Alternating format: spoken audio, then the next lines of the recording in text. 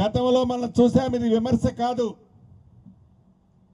ఆనాడు 10 సంవత్సరాలు పరిపాలించిన ప్రభుత్వం ఇదిగో మిషన్ భగీరథ ద్వారా మీకు అద్భుతమైన నీళ్ళు ఇస్తున్నామని చెప్పి ఆ ప్రభుత్వం మారి ఇందిరమ్మ రాజ్యం వచ్చిన తర్వాత గ్రామీణ ప్రాంతాల్లో సర్వే చేయించితే మీ ఇళ్ళకి ఎంతమంది ఇళ్ళకి మంచినీరు వస్తున్నాయని సర్వే చేయించితే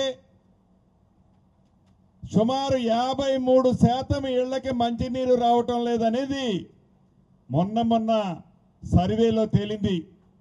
అంటే ఆ ప్రభుత్వం మిషన్ భగీరథ సుమారు 46,000 కోట్లు ఖర్చు పెట్టి ఏదైతే మిషన్ భగీరథ కార్యక్రమాన్ని అద్భుతంగా చేశామని చెప్పిన ఆనాటి పెద్దల కార్యక్రమం ప్రజల కోసం చేశారా, వారి ఖజానా నింపుకోవడం కోసం చేశారా అన్నది సామాన్య ప్రజలని మొన్న అడిగినప్పుడు అర్థమవుతుంది.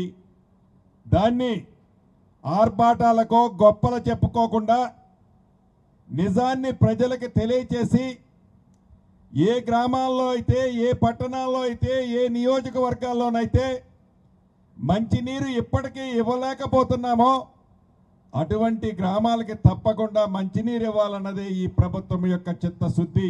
గౌరవ ముఖ్యమంత్రి రేవంత్ రెడ్డి గారి నాయకత్వంలోని ఈ ప్రభుత్వం రైతన్నల విషయంలో మొన్న బడ్జెట్లో చూశారు, సుమారు 72,000 కోట్ల రూపాయలు కేవలం వ్యవసాయానికి సంబంధించిన పొద్దుల కోసం ఈ బడ్జెట్లో ప్రవేశపెట్టడం జరిగింది.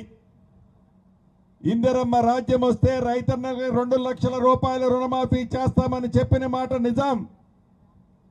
దాంట్లో భాగంగా కేవలం 27 రోజుల్లో 18,000 కోట్లు 23 లక్షల మంది రైతన్నలకి ఇచ్చిన ప్రభుత్వం కూడా ఇందిరమ్మ రాజ్యంలో మీ ప్రభుత్వం, గౌరవ ముఖ్యమంత్రి రేవంత్ రెడ్డి గారి నాయకత్వంలోని ప్రభుత్వం. ఇంకా ఇవ్వాల్సి ఉంది 12,500 నుంచి 13,000 కోట్లు. వివిధ కారణాల చేత, టెక్నికల్గా కొన్ని సమస్యల చేత డబ్బు ఇవ్వలేదు తప్ప వాటిని కూడా రాబోయే కొద్ది రోజుల్లో పరిష్కరించి అన్న మాట ప్రకారం 31,000 కోట్ల రూపాయలకి ఇంకా కావాలంటే 200-300 కోట్లు ఎక్కువైనా పర్వాలేదు, అర్హులైన ప్రతి రైతన్నకి ఈ ప్రభుత్వం చిత్తశుద్ధితో 2 లక్షల రూపాయల వరకు రుణమాఫీ చేస్తుంది.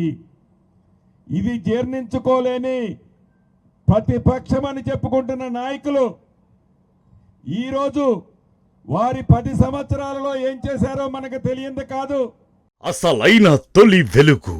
ఫాలో వాట్సాప్ @తొలి వెలుగు అఫీషియల్.